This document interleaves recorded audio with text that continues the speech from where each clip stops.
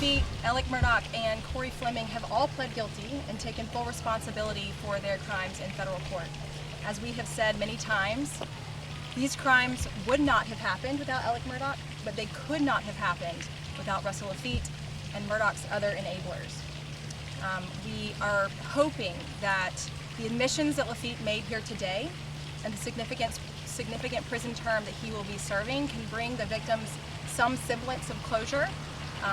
We are really grateful for their willingness to continue to pursue justice against Russell Laffitte, but we are very glad that today's guilty plea will prevent them from the stress and inconvenience of having to come testify in a second trial.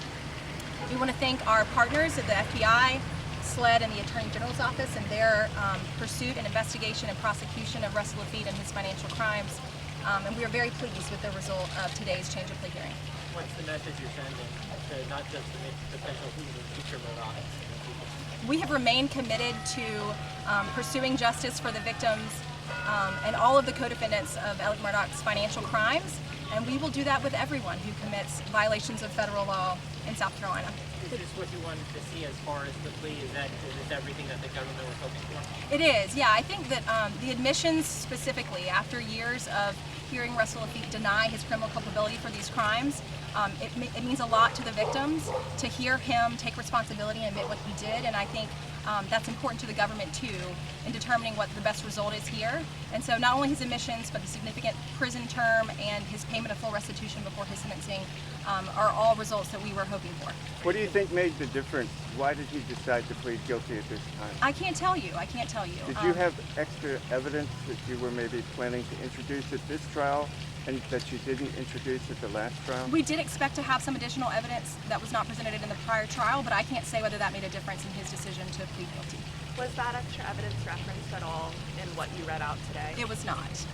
The judge mentioned that it's not typical for him to accept this sort of plea agreement deal. Can you talk about what that means for the decision today and what it looks like next steps? Sure. So Rule 11 of the Federal Rules of Criminal Procedure provide that an agreement this type, what we call an 11C, a court can either accept it, reject it, or defer acceptance until after a pre-sentence report is prepared.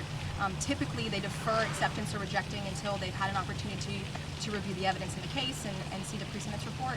Here, this judge, of course, presided over the prior trial and was able to review the entire pre-sentence report, and so he's very familiar with the facts of this case and the evidence we had to present against him, and so he was able to accept the proposed sentence of 60 months and find it as a fair and reasonable sentence.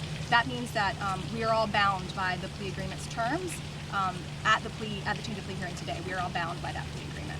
Are you concerned at all about getting the money back? Obviously, it sounds like there's potential pitfalls for getting it. During the last sentencing, there were discussions of Russell Laffitte's substantial assets, and we think that those substantial assets will more than adequately be able to satisfy the restitution judgment in this case. So while it may take time, we have no concerns about his ability to satisfy that restitution amount. Do you anticipate sentencing happening this year? Yes, I would expect that it would happen this year. When this year? Can't say, but I would expect it would be this year. Can you identify the gentleman on your right? He's not Winston Holiday. It's not Winston Holiday. I will let him identify himself. I'm Josh Loomis. I'm with the FBI. How do you spell your last name? Loomis. Okay. Lead agent on the case? One of the agents. One of the agents. Thank you. Thank y'all so much. We appreciate it. Thank you.